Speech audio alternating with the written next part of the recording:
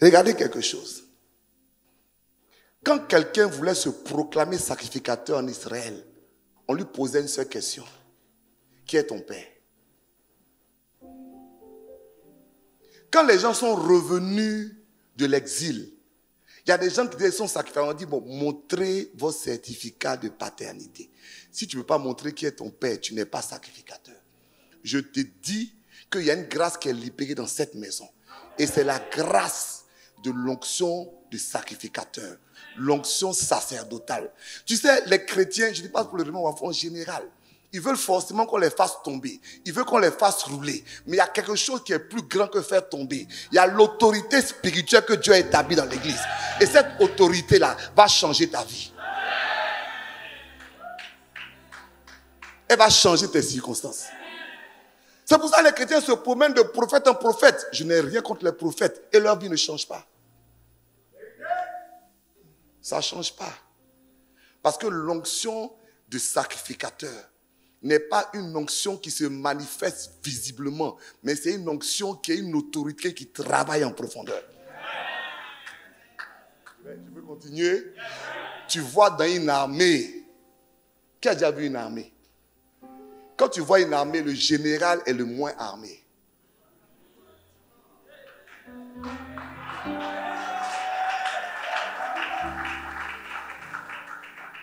Mais c'est le plus dangereux.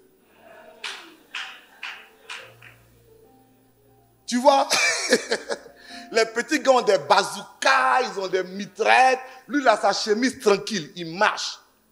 Mais essaie de le toucher. Le monde spirituel est comme ça. Hein? L'onction sacerdotale te donne une position dans le royaume. Et dépendamment de ta position, le monde spirituel est bougé par ta position. Cette onction ne se reçoit pas seulement par la prière. Elle se reçoit par la transmission de quelqu'un qui est établi dans l'ordre. On est ensemble ce matin? C'est pourquoi ne néglige jamais l'imposition de main qui t'est transférée quand un leader spirituel t'impose les mains. Ce n'est pas de l'amusement, c'est un transfert d'autorité.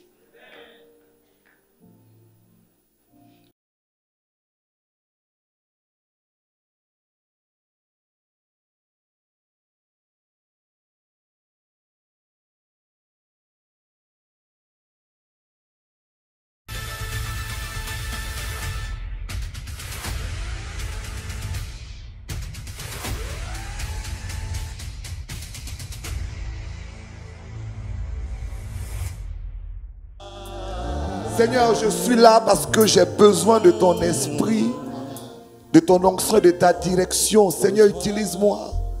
Ce peuple a besoin d'entendre ta voix, pas la mienne. Touche la vie de quelqu'un, s'il te plaît. C'est ça même. Yes, Lord. Mes yeux sont sur toi, Seigneur. J'ai besoin de toi.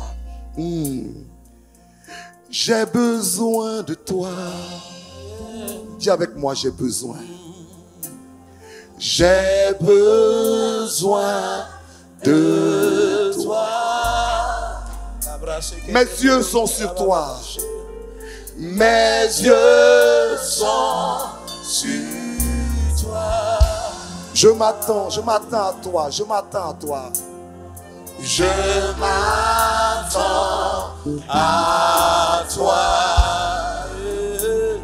J'ai besoin de toi. J'ai besoin de toi. Lève les mains avec moi, dis Saint-Esprit, j'ai besoin de toi ce matin. Onction de Dieu, j'ai besoin de toi ce matin.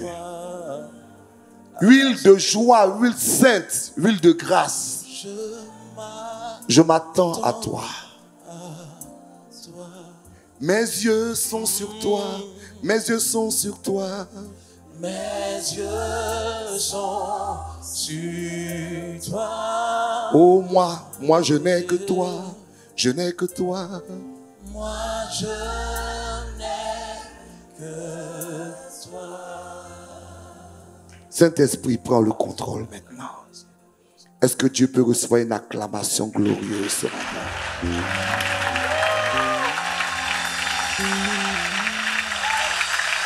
Alléluia. Je veux dire merci à mon fils, le pasteur Gania. Voilà, ma voix est un peu cassée. Je lui ai demandé de venir me soutenir parce que je voulais chanter cette chanson pour présenter ce moment à Dieu. Est-ce qu'on est ensemble? Ce matin, je vais vous parler des 3 dimensions de l'onction. Donc, le thème que je veux couvrir avec vous, c'est les 3 dimensions de l'onction. Vous pouvez vous asseoir, s'il vous plaît. Les 3, est-ce qu'on peut le dire ensemble? Les 3 dimensions de l'onction. On va lire ensemble Hébreux chapitre 1, le verset 8 et le verset 9. Je fais la lecture. Merci mon pianiste de continuer à adorer Dieu. Doucement. Oui, la douce présence de Dieu. Hébreux chapitre 1, verset 8 à 9. Je fais la lecture. Mais il dit au Fils, ton trône, ô Dieu, est éternel. Le sceptre de ton règne est un sceptre d'équité. Tu as aimé la justice et tu as haï l'iniquité. C'est pourquoi, ô Dieu, ton Dieu, t'a oint d'une huile de joie au-dessus de tes égaux. Seigneur, bénis cette parole au nom de Jésus. Vous savez, nous adorons tous Jésus-Christ. Et des fois, on dit Jésus le Messie. On dit aussi Yeshua Mashiach. Tous ces noms caractérisent la même personne. Le Fils unique de Dieu vivant. Celui qui nous a sauvés, celui que nous adorons. Celui pour qui nous sommes là ce matin. Est-ce que quelqu'un est là pour Jésus? Lorsqu'on dit Jésus, on donne son nom. Quand on ajoute Christ, on donne son titre. C'est pourquoi on dit Jésus-Christ. Il est Jésus, mais le titre qu'il a, c'est Christ. Mais qu'est-ce que Christ veut dire? Ça veut dire tout simplement celui qui est oint. Donc Jésus, c'est celui qui est oint. Nous sommes dans un programme où on parle d'onction. Parce que l'onction, c'est simplement le fait de mettre l'huile sur quelqu'un. Donc, celui qui a reçu l'onction suprême s'appelle Jésus de Nazareth. Et nous sommes là parce que nous voulons expérimenter ce type d'onction. Dis Amen avec moi. Jésus a reçu l'onction. Quelqu'un me demandera, mais c'est quoi l'onction? Pour plusieurs d'entre nous, l'onction consiste à faire tomber les gens. Ou encore l'onction consiste à ce que les gens tremblent. Ou encore l'onction consiste à ce que les gens crient. Quand quelqu'un vient, il intervient, peut-être, et les gens tombent, on dit il est oint. C'est notre conception de l'onction. Mais ce n'est pas ça l'onction. Dis Amen. L'onction, c'est le fait qu'on mettait l'huile sur la tête de quelqu'un. Et cette huile-là était la marque du choix de Dieu sur quelqu'un. C'est tout. L'onction, c'est quand Dieu te choisit pour quelque chose. Et ce qui suit, c'est les capacités de l'onction. Parce qu'une fois que Dieu t'a choisi, il va te donner des capacités qui vont avec le choix. Ne confondons pas la capacité et l'onction. La capacité vient à cause du choix, mais ne détermine pas le choix. Dis Amen. Dieu s'adresse au roi Cyrus. Il dit, Cyrus est mon oint. Cyrus est un roi païen, mais Dieu lui a confié une fonction. Il doit libérer le peuple et ramener le peuple sur la terre promise. Et parce que Dieu lui a confié cette onction, il dit, je vais faire qu'aucune porte ne va rester fermée devant lui. Je briserai les portes d'airain. Pourquoi? Parce que je l'ai oint, je l'ai choisi pour quelque chose. Ce matin, reçois une onction spéciale. Il dit, ce matin, reçois une onction spéciale. Il faut qu'on change de conception de l'onction. C'est pourquoi dans les programmes, beaucoup de gens tombent, mais leur vie n'est pas changée. Parce que ce n'est pas le fait de tomber qui est l'onction. Il y a des onctions qui ne font bouger personne, en apparence, mais qui sont plus puissantes que les onctions qui font tomber les gens. Dis Amen très fort. Un jour, j'étais invité à un programme. Et j'étais en prière devant Dieu.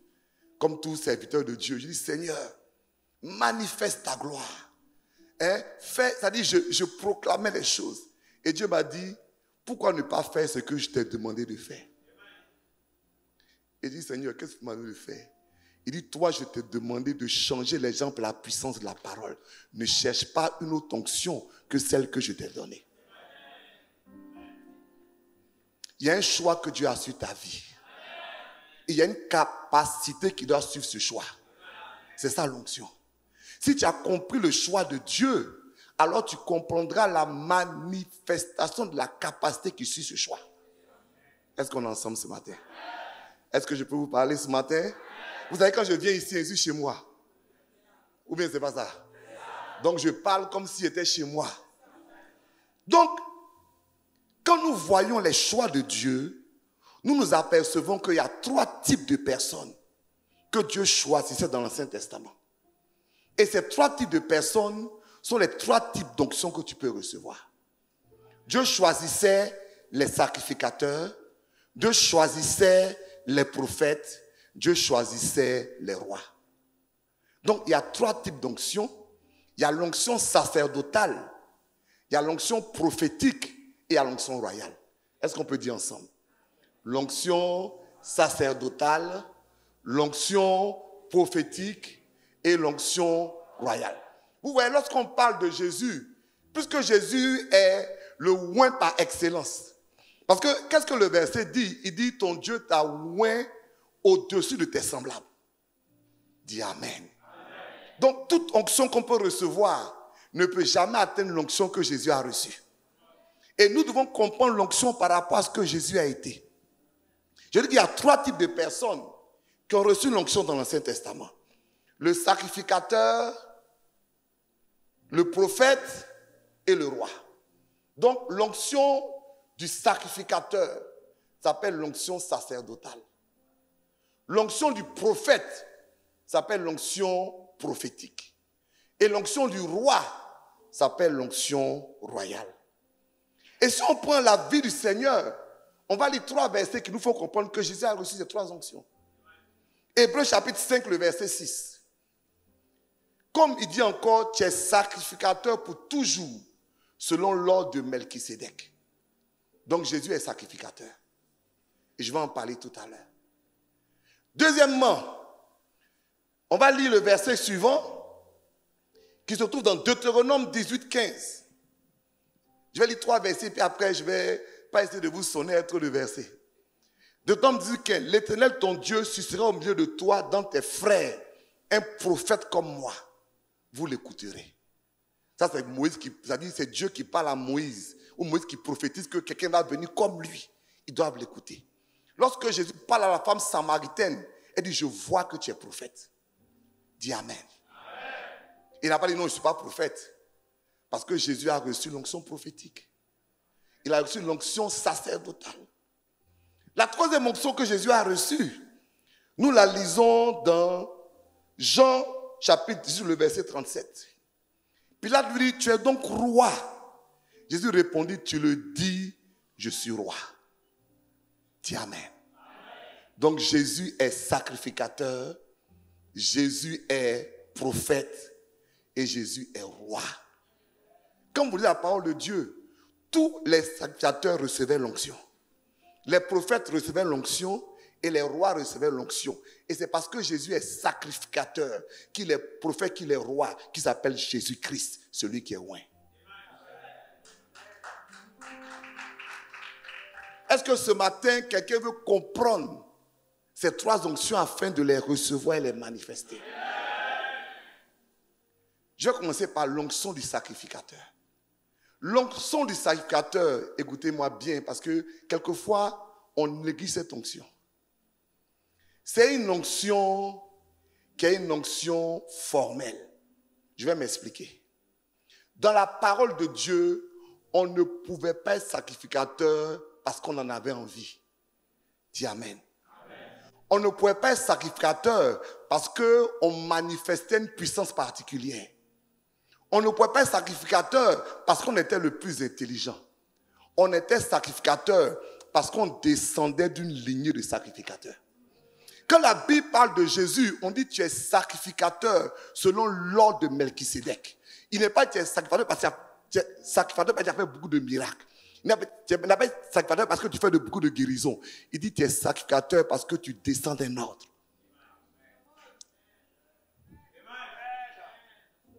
Vous savez, le problème de l'église évangélique, c'est qu'à force de vouloir sortir de la religion, on est sorti de l'ordre. L'onction de sacrificateur se définit par un ordre. Regarde, il y a un ordre des médecins, il y a un ordre des pharmaciens, il y a un ordre des chirurgiens dentistes. On est d'accord, non? Peut-être que j'ai la capacité de guérir les gens, mais ça n'a pas d'importance parce que si je ne suis pas reconnu par l'ordre, je n'ai pas l'autorité d'exercer la médecine. Ça veut dire quoi? Qu'il y a beaucoup de gens illégaux qui travaillent dans le royaume de Dieu. Est-ce qu'on est ensemble ce matin? La réalité, c'est que l'onction du sacrificateur est une onction d'autorité. La Bible l'appelle exousia. Vous savez, quand on parle de puissance, on parle de dunamis, qui est la puissance qui se manifeste. Mais on parle de exousia, la puissance de l'autorité. Vous voyez, quand un policier est sur la route, quand il siffle un chauffeur, la taille du chauffeur, sa forme physique par rapport à la taille du policier n'ont aucune importance. Parce que ce n'est pas un combat de puissance. C'est un combat d'autorité. Quand le policier siffle, le chauffeur s'arrête, pas à cause de la forme du policier, mais à cause des galons et de ce qu'il porte sur lui, parce qu'il représente l'autorité. Souvent, on se perd. Hein? Lorsque Jésus parlait d'exousia, il dit, je vous donne l'autorité de marcher sur la puissance. Ça veut dire quoi? Que l'autorité est plus forte que la puissance. Je vais arriver quelque part, est-ce qu'on est ensemble? Quand vous voyez un sacrificateur dans l'Ancien Testament, il n'a fait aucun miracle. Dis Amen, s'il te plaît. Mais quand Jésus fait un miracle, il dit, va te montrer au sacrificateur. Parce que même s'il ne fait aucun miracle, il est le seul habilité à constater la réalité du miracle. J'arrive quelque part. Le sacrificateur n'a jamais dit, ainsi parle l'Éternel. Mais Dieu dit, si tu as une décision à prendre, va voir le sacrificateur. Il va consulter le rim et le tinim, c'est-à-dire la lumière et la vérité. Il va te dire ce qu'il faut faire. Son onction, ce n'est pas ce qui fait tomber les gens. Son onction, c'est l'autorité que Dieu lui a donnée et par laquelle il peut, par la parole de Dieu, impacter ta vie. C'est pourquoi la Bible dit, si quelqu'un est malade, qu'il appelle les anciens. Quelle que soit leur puissance, ils sont les représentants légaux de l'église. Quand ils vont venir là, la prière de la foi va guérir le malade. C'est quoi l'onction du sacrificateur? C'est l'onction qui te connecte à une autorité spirituelle. C'est l'onction de l'ordre. Dis fort Amen. Tout à l'heure, j'ai demandé au révérend Wafo de prier pour vous. Quand je viens ici, je suis dans un autre ordre. C'est vrai ou c'est faux? On est ensemble, non? Je suis dans un autre ordre. Parce que la maison, le temple de la foi, pardon, est un ordre. Et Dieu a établi un sacrificateur sur cet ordre-là. Regarde. Est-ce que je peux avoir des Kleenex, s'il vous plaît? Voilà. Je ne vois pas, je m'excuse. Hein. Merci de m'aider. Voilà. Ma protocole, elle va m'aider. Bon, est-ce qu'on est ensemble ce matin? Je peux y aller? Regardez quelque chose. Quand quelqu'un voulait se proclamer sacrificateur en Israël, on lui posait une seule question. Qui est ton père? Quand les gens sont revenus de l'exil, il y a des gens qui disaient son sacrificateur, on dit, bon, montrez vos certificats de paternité. Si tu ne peux pas montrer qui est ton père, tu n'es pas sacrificateur. Je te dis qu'il y a une grâce qui est libérée dans cette maison. Et c'est la grâce de l'onction du sacrificateur. L'onction sacerdotale. Tu sais, les chrétiens, je ne dis pas pour le réveil en général, Ils veulent forcément qu'on les fasse tomber. Ils veulent qu'on les fasse rouler. Mais il y a quelque chose qui est plus grand que faire tomber. Il y a l'autorité spirituelle que Dieu a établie dans l'église. Et cette autorité-là va changer ta vie. Elle va changer tes circonstances. C'est pour ça que les chrétiens se promènent de prophète en prophète. Je n'ai rien contre les prophètes. Et leur vie ne change pas. Ça ne change pas. Parce que l'onction de sacrificateur n'est pas une onction qui se manifeste visiblement, mais c'est une onction qui est une autorité qui travaille en profondeur. Tu peux continuer? Tu vois dans une armée, qui a déjà vu une armée? Quand tu vois une armée, le général est le moins armé.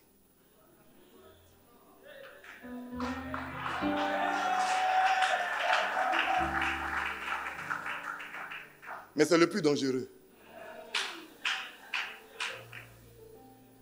Tu vois, les petits gars ont des bazookas, ils ont des mitraillettes. Lui, il a sa chemise tranquille, il marche. Mais essaie de le toucher. Le monde spirituel est comme ça. Hein? L'onction sacerdotale te donne une position dans le royaume. Et dépendamment de ta position, le monde spirituel est bougé par ta position.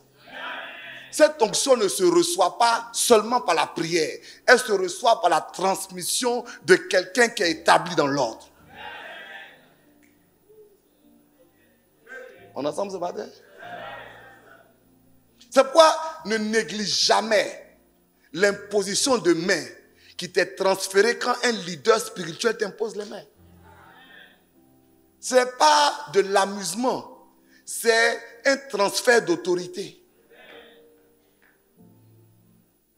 On va dire, mais c'est Dieu qui m'a choisi. Alléluia.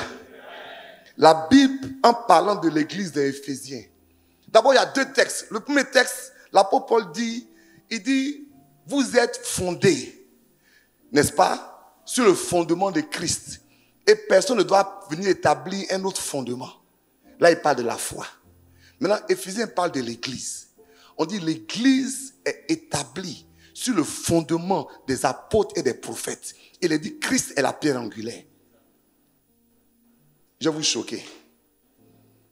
Christ n'a pas déterminé d'être la pierre angulaire, d'être le fondement d'une église locale.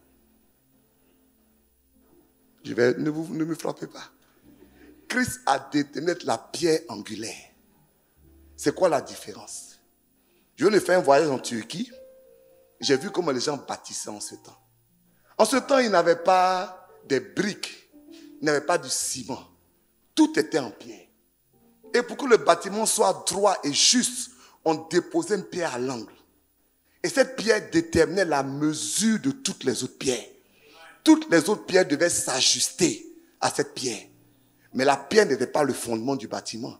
À partir de la pierre angulaire, on mettait une première rangée de pierres. Ces premières rangées s'ajustaient à la pierre angulaire. Et tout le bâtiment était bâti sur la pierre. Non pas angulaire, mais la pierre de la première rangée. Je vais quelque part. Hein. Je n'étais pas embrouillé. Donc, dans l'église, il y a une première rangée. Et Dieu veut que tu sois bâti sur cette première rangée. Que la grâce sacerdotale soit dans ta vie. Je vais prophétiser dans la vie de quelqu'un. Arrête de te promener. Crois que Dieu a donné à tes leaders une onction qui va changer ta vie. Crois que Dieu a donné à ceux qu'il a établis une puissance qui va changer ta destinée.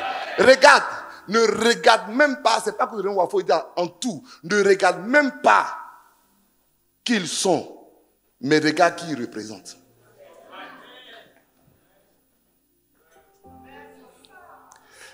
Ou bien c'est pas ça? Un jour, Dieu me parlait.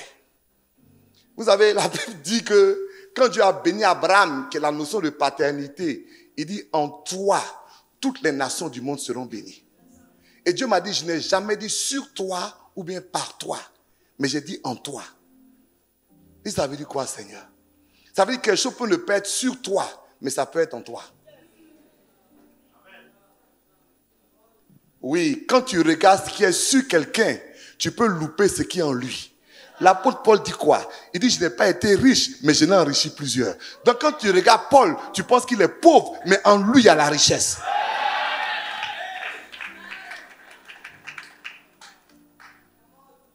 L'apôtre était malade, mais guérissait les gens.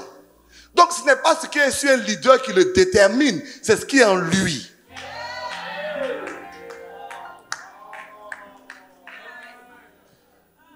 Reçois l'onction sacerdotale ce matin. Oui, reçois l'onction sacerdotale. Selon l'ordre de Melchisédek.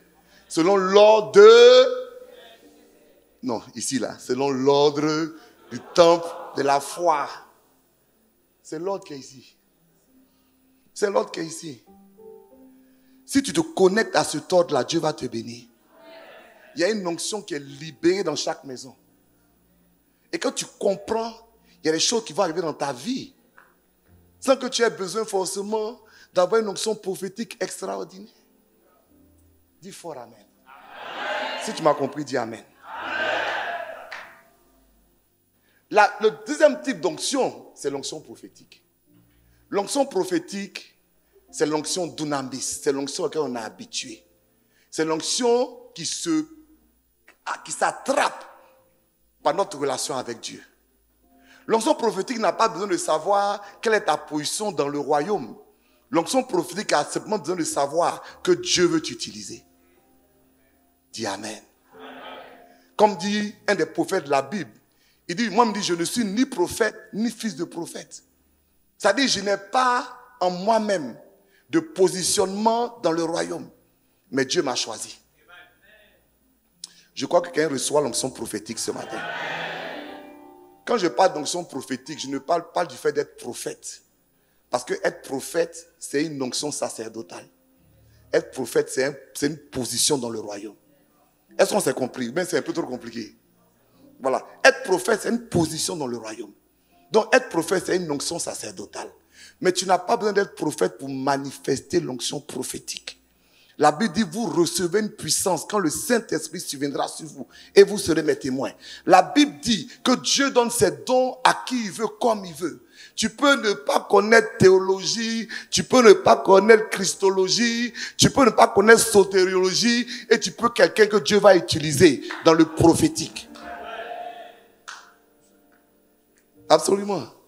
Et c'est ça l'onction prophétique. C'est l'onction dunamis que quelqu'un reçoit de la part de Dieu pour devenir un outil entre les mains de Dieu. Ce matin, qui veut devenir un outil entre les mains de Dieu? Pardon, dis fort Amen. Parce que ce que j'ai compris, c'est que Jésus est loin. Dis Amen. Et nous sommes les fils de Jésus. Donc, toute l'onction qui était en Jésus doit venir dans nos vies. Oui. Oui. Parce que tu es le seul prophète que Dieu peut utiliser pour changer la vie de quelqu'un dans ton quartier. Tu n'auras pas l'occasion d'appeler qui que ce soit. C'est toi le prophète de ton quartier. C'est toi qui vas prier pour leur vie. C'est toi qui vas les délivrer. C'est toi qui vas changer leurs circonstances. Il n'y a pas de téléphone ouvert. La même onction qui coule sur ma vie, coule sur ta vie. Et vous savez ce que j'aime dans l'onction prophétique, c'est que l'Esprit de Dieu dit, vous-même là, demandez les dons que vous voulez. Ou bien c'est pas ce qu'il dit. Il dit, demandez les dons que vous voulez. Qui a mis Dieu à l'épreuve et lui a demandé un vrai don? Toi, c'est pourquoi tu es ici. C'est pourquoi tu es le chef. Mais je parle à tes enfants là. Qui d'entre vous a mis Dieu à l'épreuve? A testé cette parole? On dit demandez les dons les meilleurs. Qui a dit Seigneur, moi je veux que tu me donnes le don de guérison. Parce que je veux que cette onction change les vies. L'onction sacerdotale est une onction qui permet à quelqu'un de représenter les hommes devant Dieu. L'onction prophétique est une onction qui permet à quelqu'un de représenter Dieu devant les hommes. C'est simple. Je répète.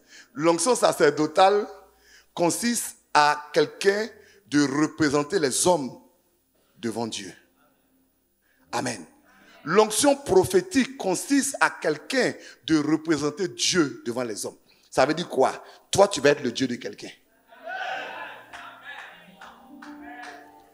Je n'ai pas demandé à t'adorer. Je dis que tu es le seul Dieu que quelqu'un pourra comprendre. Il ne va pas forcément venir à l'église ici. Il ne va pas comprendre, mais il sait une chose, que son enfant était malade. Tu es venu et le Dieu que tu sais l'a guéri. Yes. Je prophétise l'onction prophétique sur la vie de quelqu'un. Que l'huile coule sur votre tête. Et que vous soyez capable de faire encore plus de miracles que notre Seigneur Jésus a fait. Que vous puissiez saisir cette parole. Demander au Saint-Esprit les dons les meilleurs. Bien-aimés, est-ce que vous savez que l'Église n'a pas les dons parce que l'Église ne croit pas aux dons? L'Église qui a manifesté le plus de dons spirituels dans l'Église, c'est l'Église de Corinthe. Ce n'est pas des hommes extraordinaires, mais ils avaient la foi au Dieu qu'ils servaient. Notre problème, c'est que lorsqu'on parle d'onction, on regarde nos leaders. Non, je dis que l'onction est ton partage.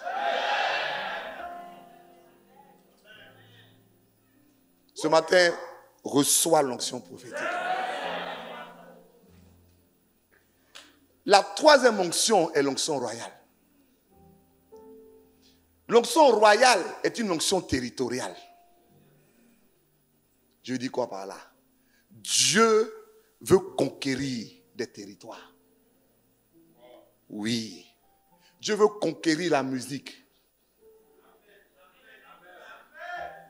Dieu veut conquérir les finances. Dieu veut conquérir, qui me parle là?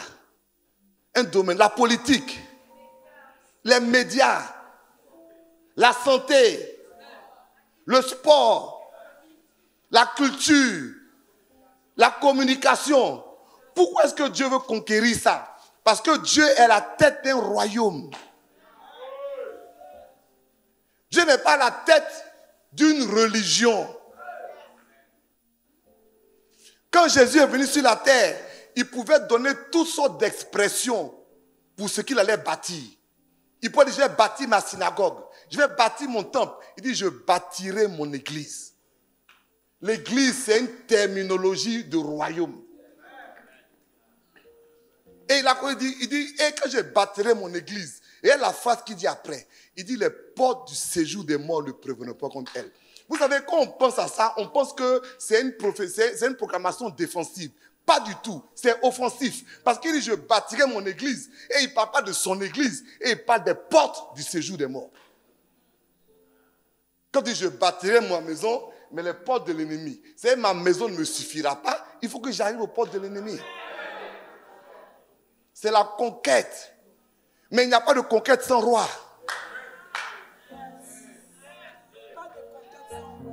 Non, jamais. Et tant que les chrétiens vont rester assis dans l'église, ils n'auront pas l'onction royale. L'onction royale est une onction territoriale. Dieu veut conquérir des territoires. Dieu veut que des gens soient établis dans la politique au nom de Jésus. Dieu veut que les gens soient établis dans les affaires au nom de Jésus. Dieu veut que les gens soient établis dans la musique au nom de Jésus. Et pour cette raison, il leur donne une capacité qui s'appelle l'onction royale. Est-ce que quelqu'un veut recevoir cette onction ce matin?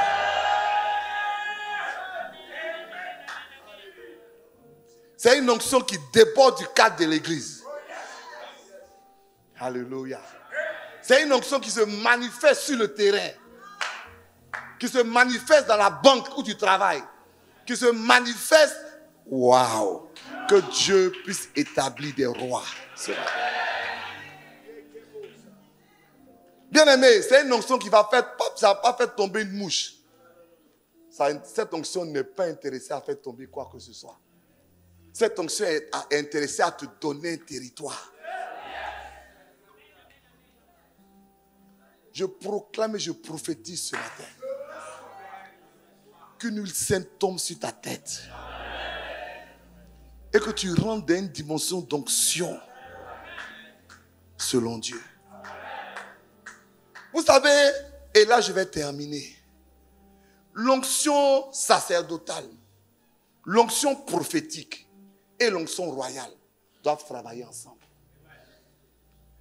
Dis Amen. Les rois ont besoin de sacrificateurs.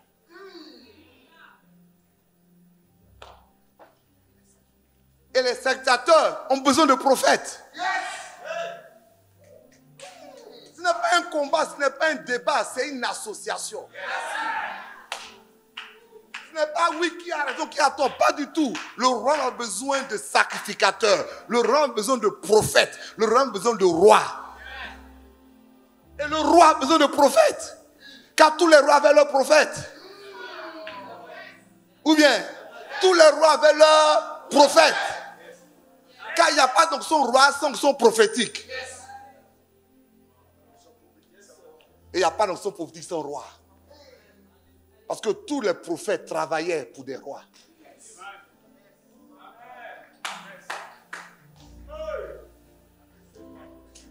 Et tout ça était sous l'autorité du sacrificateur. Parce qu'aucun d'entre eux ne contestait l'autorité du sacrificateur. Aucun d'entre eux. Le jour où le roi a voulu faire quelque chose de lui-même, Dieu l'a frappé. Souvent le roi a le pouvoir. Le roi a l'argent. Le roi a l'influence. Le roi peut penser qu'il a percé. Il n'a pas percé parce qu'il ne peut percer que sous l'autorité du sacrificateur. Qu'il y ait un roi dans l'église, nous bénissons le Seigneur.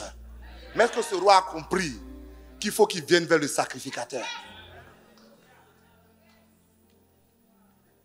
Il n'est peut-être pas roi, mais celui qui a la capacité de valider ce que tu fais au nom de Jésus. Est-ce qu'on est ensemble ce matin? Quand, dans le royaume de Dieu, une des options manque, le royaume s'écroule. Est-ce qu'on se comprend? Quand il n'y a pas d'ordre, les rois ne peuvent pas travailler. Et les prophètes sont dispersés. Dispersés. Je proclame maintenant que la grâce de l'ordre vienne dans ta vie. Je vais insister dessus. La grâce de l'ordre vient dans ta vie. Dieu m'a dit que nous les évangéliques, nous loupons beaucoup de bénédictions parce qu'on n'a pas la grâce de l'ordre. On n'a pas la grâce de l'ordre. Chacun pense qu'il peut faire ce qu'il veut comme il veut. Ainsi parle l'Éternel est devenu une autorité.